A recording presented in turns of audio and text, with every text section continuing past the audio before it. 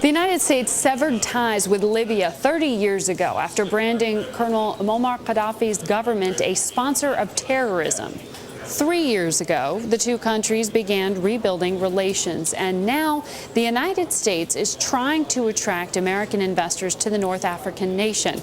I spoke with U.S. Ambassador to Libya, Cretz, who's touring the country this week with other ambassadors to the Middle East, and asked him how easy it is to sell brand America in a country that hasn't traded with the U.S. in 30 years.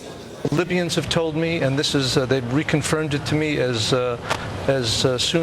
recently as last week when I met with a group of ministers and heads of Libyan organizations in the economic and trade field. They want American companies there. They know our technology is second to none. They know that American companies don't just come into a country, but they invest in capacity building. So this is low-hanging fruit for American companies. It's not going to be easy. When you go to any new environment, there's a certain amount of risk. There's a certain amount of getting to know the environment. What are those risks that you see? Well, the risks are those associated with any country. Basically, you have to find reputable partners.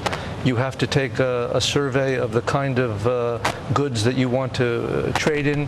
You want to make sure you have to have patience, because time in Libya is not the same as time in the United States. Contracts can take a long time.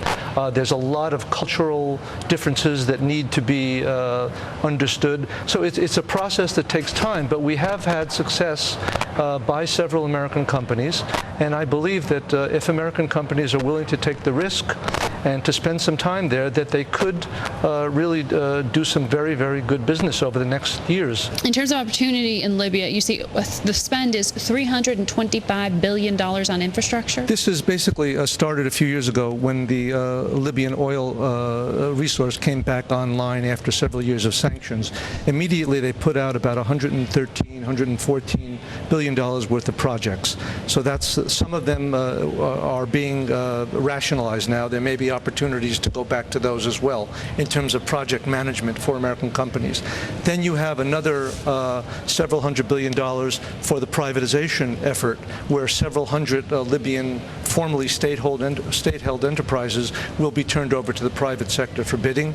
And then you have another $100+ billion in terms of projects ranging from everything from hospitals to airports to roads, you name it, and it's where every area is where American companies have an expertise second to none. So is that a market for the actual goods, or is there also the market for the services there? I mean, when you talk about healthcare, are they doctors that they need, or are they actually machines? They need basically training. They need hospitals. They need, in terms of nurses, in terms of doctors, in terms of advanced medical care, in terms of roads, in terms of structures, in terms of managing huge projects, housing. The field is open in every category of development that one can imagine.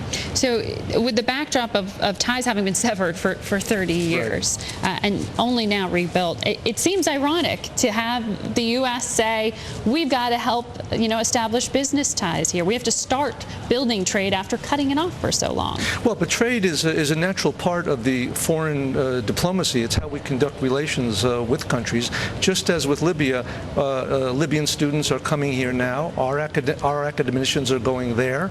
Is there some apprehension, though, in terms of only now reestablishing this relationship?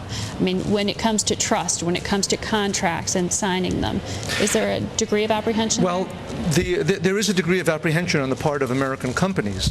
But we recently signed a trade and investment framework agreement with Libya in May of this year, which is going to govern our relationship with Libya.